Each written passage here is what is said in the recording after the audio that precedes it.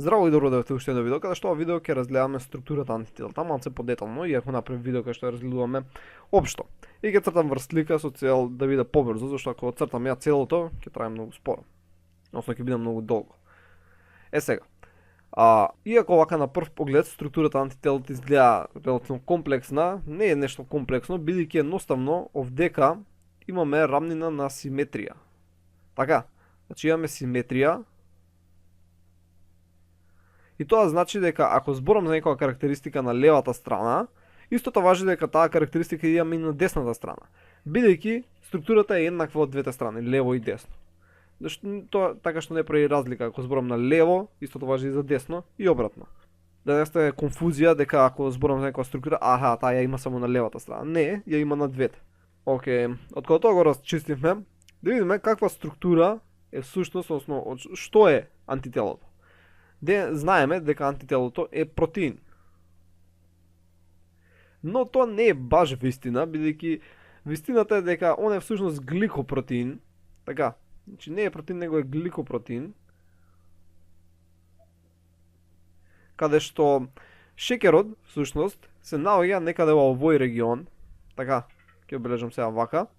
Ќе го избришам, но шеќерот кој се наоѓа таму се смета дека има некаква си функција во однос на растворливоста на самото антитело или ја подобрува неговата функција при врзување со антигените. Значи имаме шеќер кој зголемува растворливост и подобрува функцијата при врзување, така. Не се сосема разграничени неговите потреби, но да знаете дека е таму, иако не е представено дека на сликава. И затоа ги нарекуваме антителата гликопротеини, а не ги нарекуваме само протеини. Сега, антителата се составени од еден, односно од два, бидејќи се симетрични, тежок синџир, кој вака сега го штрафирам со виолетова боја. Така, значи ова целото е еден тежок синџир, кој го бележиме со Х за heavy chain, додека остатокот малиот дел е лесен синџир, кој го бележиме со L за light. Сега, постојат различни видови на heavy синџир, кои се бележи тука со ми, гама, алфа, делта и епсилон, но за нив ќе направиме посебно видео. Значи, во разлика на тешкиот синџир, се добива различна ефекторна функција на самото антитело. Значи, од различни тешки синџири е одредена ефекторната функција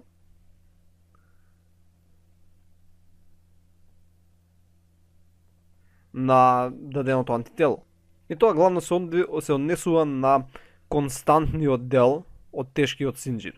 И сега ќе видиме што всушност тоа значи, што значи константен, што значи вариабилен. Значи тоа ќе се вратиме малку подоцна, а за лесниот синџир имаме два вида, односно капа и ламда, кои се бележени. И тие тука служат со цел да имаме поголем диверзитет, односно повеќе различни видови на антитела. Сега, бидејќи самата структура е протеин, игнорирајќи го шеќерот, нормално дека има аминокрај, кој е бележен со NH3, и дека има карбоксилен крај, кој е бележен со CO-. Така истото важи и за тешкиот и за лесниот синџир, и двата имаат аминокрај, имаат карбоксилен крај. Добро, сега, малце да спомнеме нешто за Б клетките кои се наоѓаат во нашиот организам. Сега зависи од кој сајт гледате, ќе видите различни бројки, но ние ја ќе даваме на бројка која е 10 на 9.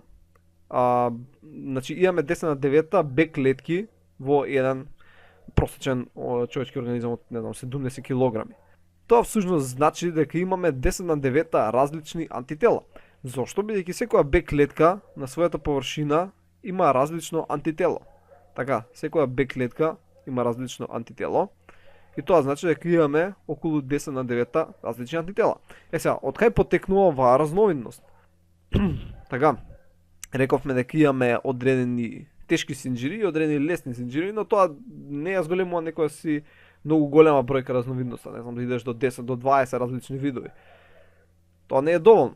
Така, и сега ќе објасним од кај потекнува тоа, но првин да спомнеме дека најголем дел од структурата на антителата е иста кај сите антитела, односно е константна. Така, и сега ќе бележам со црвено делот кој е релативно ист кај сите антитела. Така, значи тоа е овој овдека дел. Вака.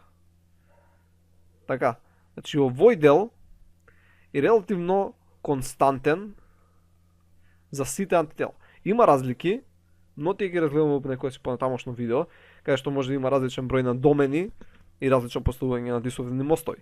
Но за сега важно е да знаете дека тие се релативно константни, затоа ги бележиме со C. Така гледате дека ги бележиме со C и понатаму едноставно само се дополнува. Например, ако е дел од тешкиот синџир, C heavy 2, C heavy 1, C heavy 3, бидејќи е дел од тешкиот синџир. Така. Исто и овдека. Имаме константен light. Константен light од другата страна. И како што реков, тој е релативно константен за сите антитела. Сега, најголем дел од варијабилноста, односно диверзитетот на различни антитела, кој што реков, дека имаме некаде до 10 на 9, кои постојано се добиваат нови. Така едни умираат, мислам, исчезнуваат, се деградираат, се добиваат нови, бидејќи постојано правиш нови Б клетки, а старите изумираат. Најголем дел од варијабилноста потекнува од овој варијабилен регион, што го бележиме со V. Така, значи V за варијабилен.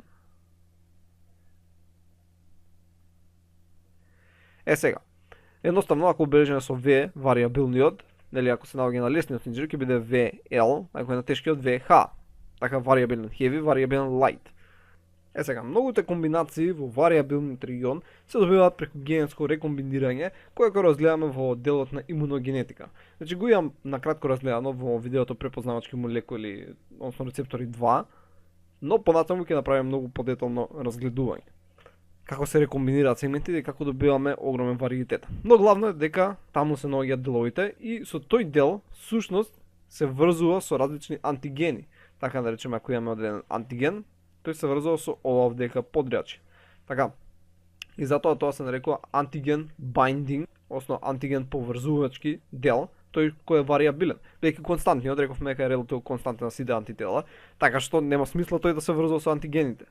Се врзува варијабилниот регион. Сега овдека не е бележено, ние видовме во минатото видео, дека овој овдека дел се нарекува FAB регион, дека овој долниот дел, нека да тука ваха, се нарекува FC регион. Сега малце ќе се вратиме на константните домени.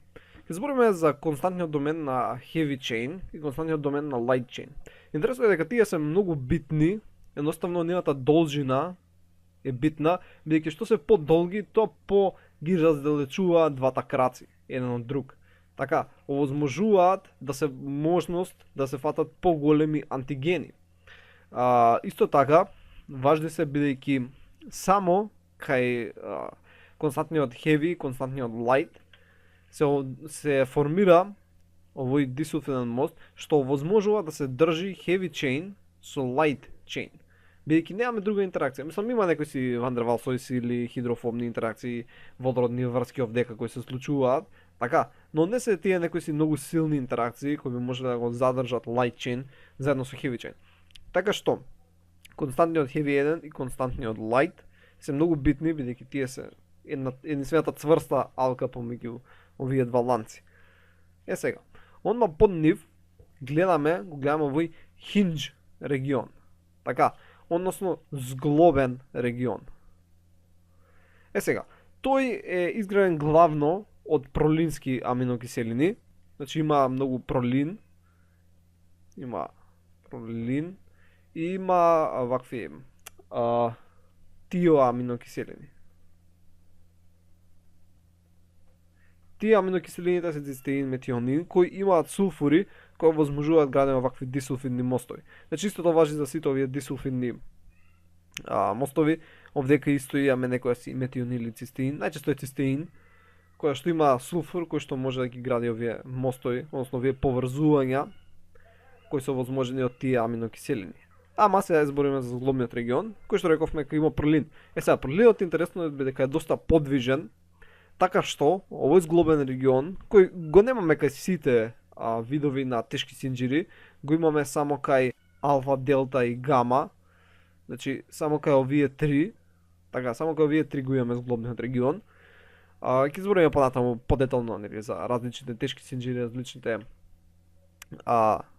видови на имуноглобулини кои се делат спрема нив, но за сега е важно нели само да знаете дека кај алфа, бета, кај алфа, делта и гама го имаме овој зглобен регион кој овозможува движење на овие FAB, така, на FAB регионот, односно овозможува движење на антиген binding сајтот.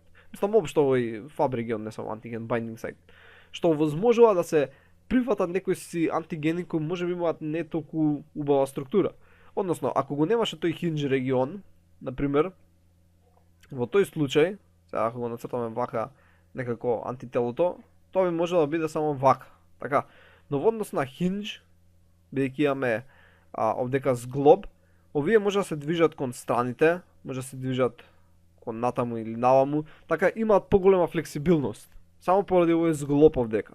Тој не е зглоб како што имаш у рацете, тоа е нели склоп на аминокиселини кои се пролин, кој овозможува поголема подвижност и со тоа овозможува подобар контакт со антигените и овозможува поголем репертоар на препознатливи антигени. Сега, остатокот од константниот регион, така овдека кој ги ближиме, иде до 3, така 2 и 3 имаме овдека, и имаме до 2 и 3, значи иде, значи 3 е кај овие повторно кај алфа, делта и гама, додека имаме четврти дел, така кај ми и епсилон. Кај ми и епсилон имаме четврти дел. Сега имаат и некои си улоги, така дали има 3 или 4 дела, ајде ќе го оставам, значи кај ми и епсилон, прават разлика во некои си специфични процеси. Сега, друга интересна работа е зависи дали аминокиселините кои се наоѓаат кај карбоксилниот крај, дали се хидрофобни или хидрофилни. Ако се хидрофилни, во тој случај ова антитело ќе биде секретирано. Најчесто ќе биде секретирано. И ако се хидрофилни, тие на карбоксилниот крај на константниот регион од тешкиот синџир, значи тоа ќе биде секретиран имуноглобулин, антителата нели може да се нарекуваат имуноглобулини, а ако биде хидрофобни ако се тие аминокиселини, најчесто ќе биде мембрански имуноглобулин, кој што може да ги видиме овдека на слика. Значи може да биде или мембрански имуноглобулин М, добро, ова е значи мембрански имуноглобулин М, бидејќи има ми тежок синџир, значи тоа не ви е сега толку битно. Важното е дека аминокиселините дека кои се надвор се хидрофилни, ама има хидрофобни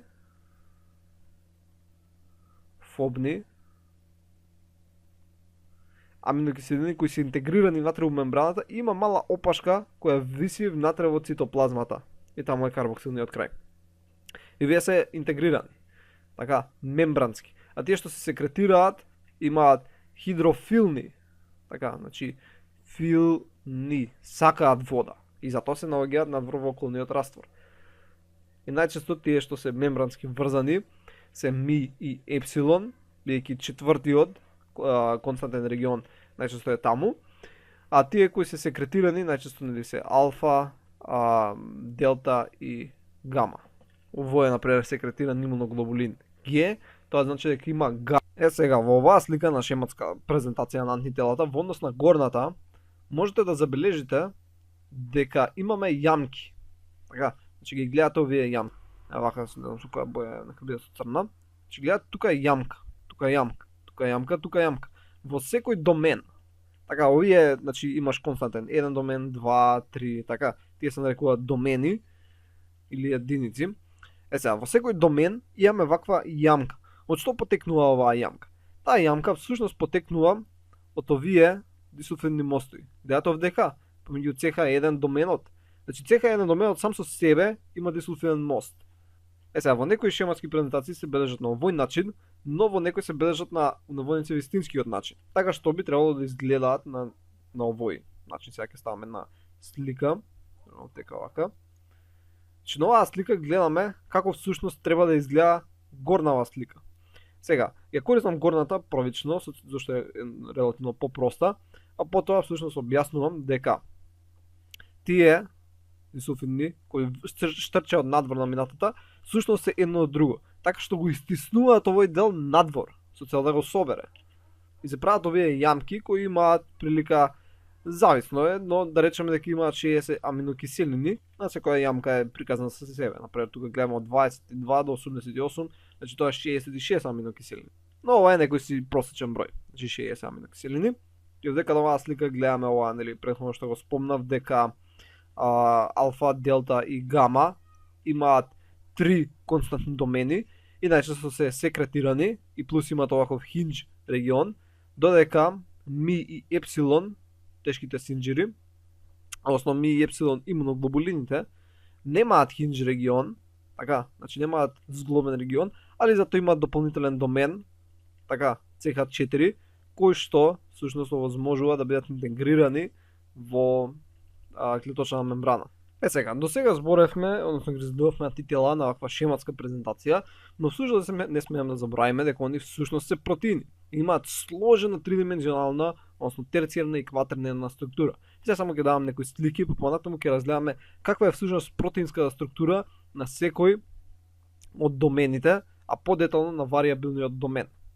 Значи првично идеме со една слика која што ни прикажува, значи добро дека има кај се наоѓаат јаглехидратите, но поентата е колку да се увиди дека имаат некоја си посложена структура. Значи ова не е како Y знакчето, само ние го влежиме така. Значи ова е сложена тридимензионална структура изградена од аминокиселини кои градат односно бета плочи. Еве сега ќе ставиме друга слика. Така. Значи ова е тридимензионална структура. Право на интернет има многу слики кај што ќе се гледа види убаво 3D структурата, но повторно ова представено со некои глобули или слично. И овдека ги имаме сите елементи кои преходно слушам да ги објасним. Да имаме FAB, тие се на краја, го имаме FC, долниот дел, имаме зглобниот регион кој дава флексибилност, движење на сегментите, имаме антиген binding site, тука всушност се кај двата вариабилни региони, така со светла боја бележан light chain, со темна боја heavy chain. Сега, секој од овие домени, така, значи имавме домен CH4, CH3 и така натаму, е всушност изграден малце покомплексно. Така, и ова е сликата всушност како е тој изграден.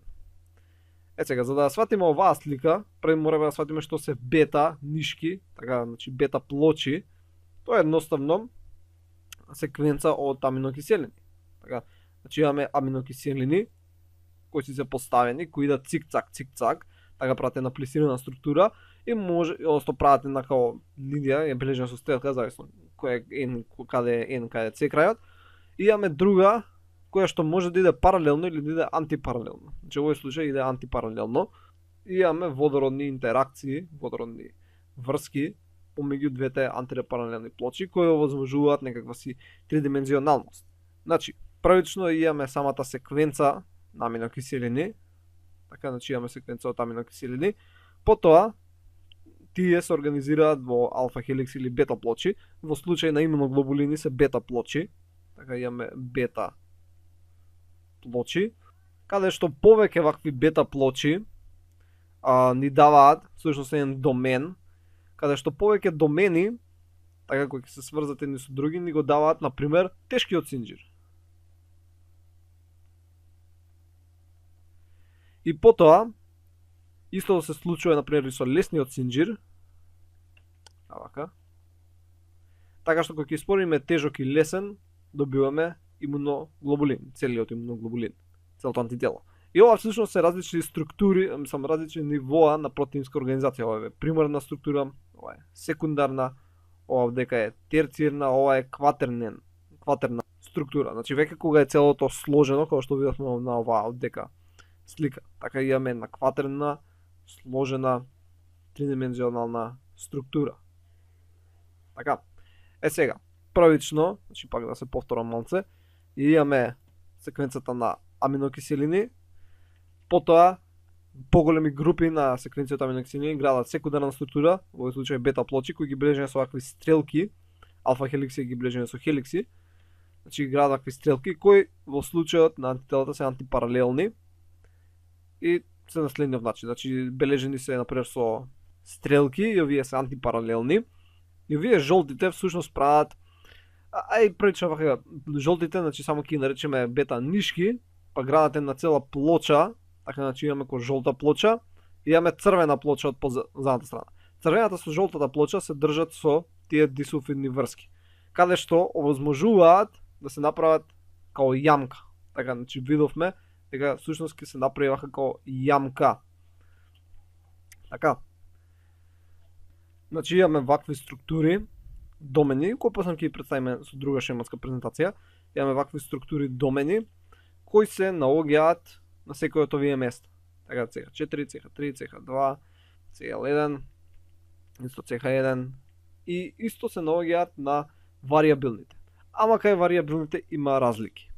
Сега, ќе идеме на горната слика и рековме дека варијабилните региони стануваат варијабилни бидејќи секвенцата на аминокиселини варира поради генетски реаранжман и тие ќе ги избориме во имуногенетика.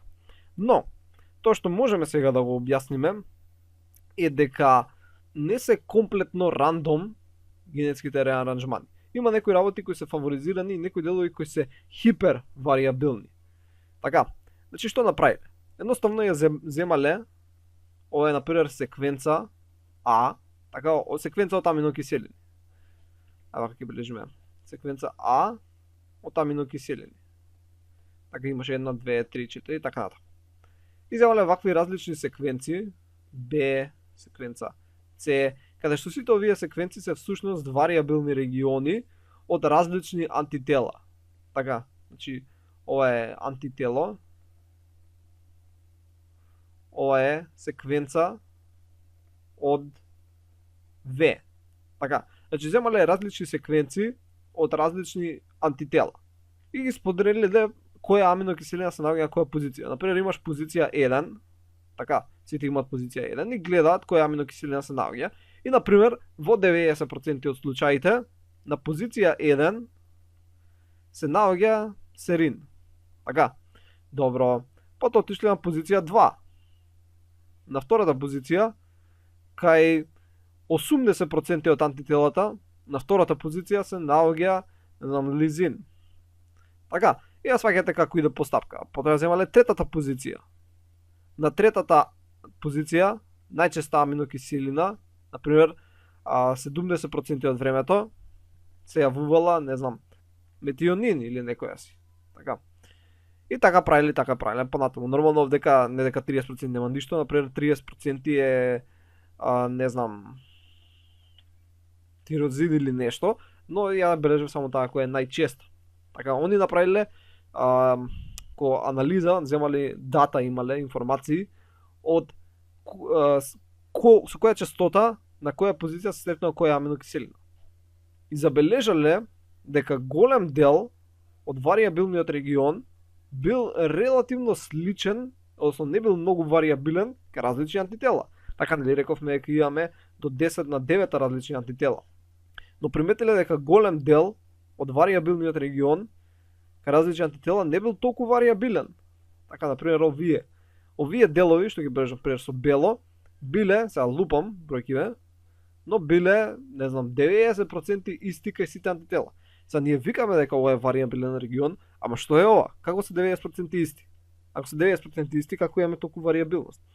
Излегува дека всушност има делови од варијабилниот регион кои се хиперваријабилни. Така, например, овие делови. Во овие делови има многу разлика помеѓу антителата. Така, значи овие делови биле речени хиперваријабилни.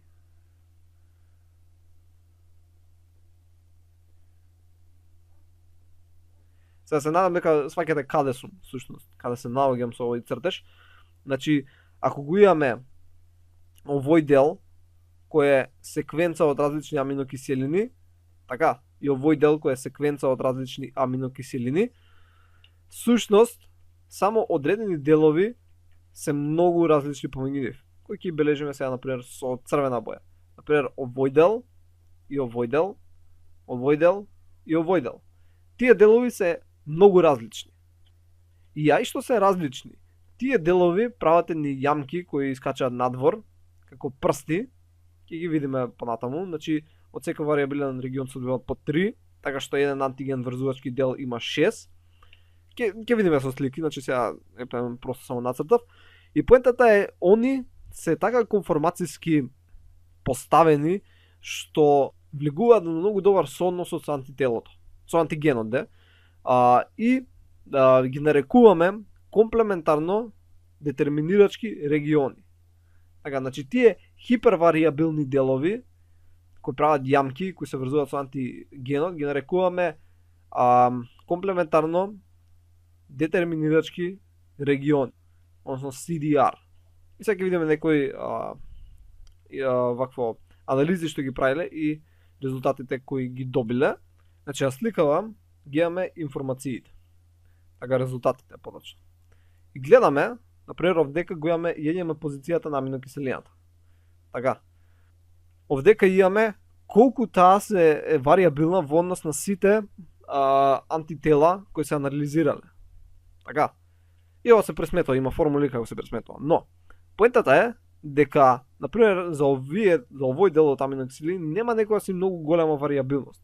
Например, овдека гледаме супер ниска вариабилност, ова не знам која е, 22 аминокиселина. Например, за 22-та аминокиселина 90% од антителата имаат слична аминокиселина. Така. Но гледаме овдека многу висок шилец. Така, спајк. Односно имаме многу вариабилност. Скоро сите антитела се разликуваат во овој регион од доменот.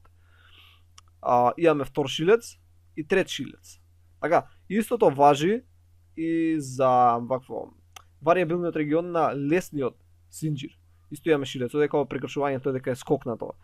Стигнато е од 70 до 120 скокнале. Затоа. За да го прикажат овој шилец, иначе табелата ќе требаше да биде некаде многу горе.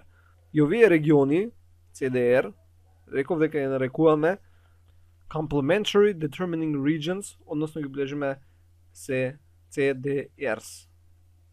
Значи излегува навид јамки од вариабилниот регион на heavy и на light синџирот, кој ги прикажуваме како прсти, всушност во еден антиген binding регион од еден крак, така, чи од еден крак, вака, имаме всушност искачаат како 6 прсти. Од тука искачаат 3, од тука искачаат 3, и имаме 6. Не се прсти, тие се јамки кои висат на некој начин од страна. Значи имаме 6 такви јамки кои го врзуваат одредениот антиген. Ја вдека повторно некако си шематски прикажам, мислам со 3D структури, имаме антиген, жолтиот е лесниот синџир, така, жолтиот е лесниот синџир, тука на крајот и се наоѓа антиген binding сајтот, кој што ги има овие комплементарни детерминанти региони, кои што висат и го фаќаат подобро. Сега тука повторно имам некоја си слика, каде што ќе прикаже како всушност изгледа. Така го имаме доменот, имаме еден од лесниот синџир, едниот од тешкиот синџир, така, каде што имаме овие CDR, CDR1, CDR2, CDR3, каде што CDR3 е највариабилно. Ќе збориме зошто, податому тоа во имунна генетика. Имаме вариабилен лесен домен, а остатокот од вариабилниот дел кој не е хипервариабилен се нарекува и често како фреймворк регион. Така, значи фреймворк,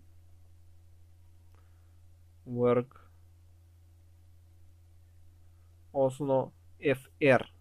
Така, остатокот од вариабилниот кој сушто само помага за структурата.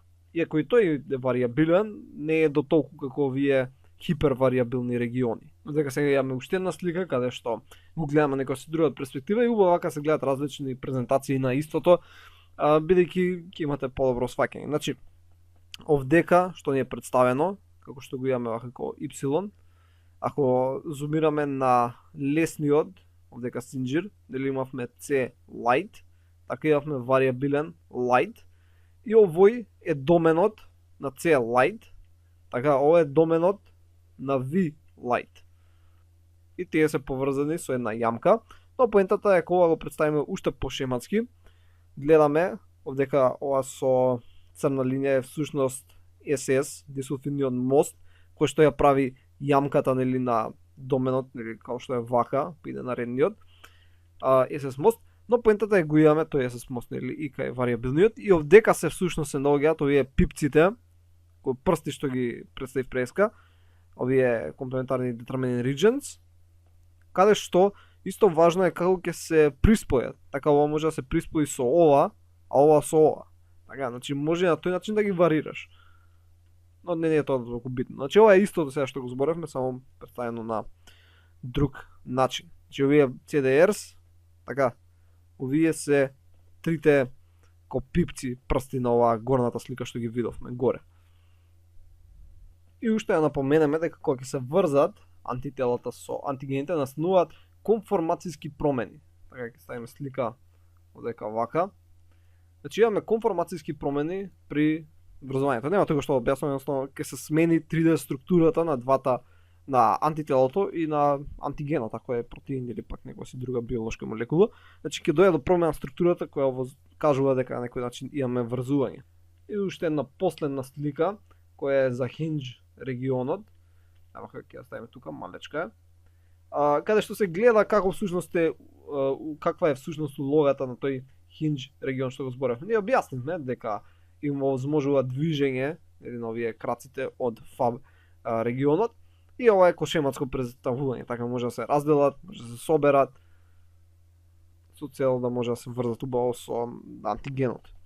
Значи како за крај да повториме на кратко само, значи имаме различни домени CH1, CH2, CH3 и CL, кои што всушност се изградени од извртени секвенции на аминокиселини, кои што се составени всушност од бета плочи, кои што идат најчесто 3 со 4, така се поврзуваат едно со друго, така што имаме дисулфидна врска помеѓу антипаралелните плочи, која е всушност оваа дисулфидна врска, која што всушност ни дава јамка на секој домен. Друго што беше важно е исто дека варијабилните региони, иако се разликуваат кај секој антитело, не се разликуваат еднакво во сите делови од варијабилниот регион. Има делови од варијабилниот регион кои што се разликуваат многу кај различни антитела и тие се хиперваријабилни. И всушност тие хиперваријабилни региони се наоѓаат на јамки кои скачаат од бета плочите на варијабилниот домен. И тие јамки прават навидум прсти, се нарекуваат, кај што имаме 6 прсти по еден крак од ФАБ фрагментот, кој што се врзува со дадениот антиген. Добро, тоа беше се за ова видео, се надам дека научивте нешто ново, ова беа прилично многу информации од еднаш, но ако ме следите внимателно, би требало да разбравте се. Нормално треба да си имаат предзнања по биохемија и така. Добро, тоа беше се за ова видео и ќе се видиме во наредното видео. Довидување.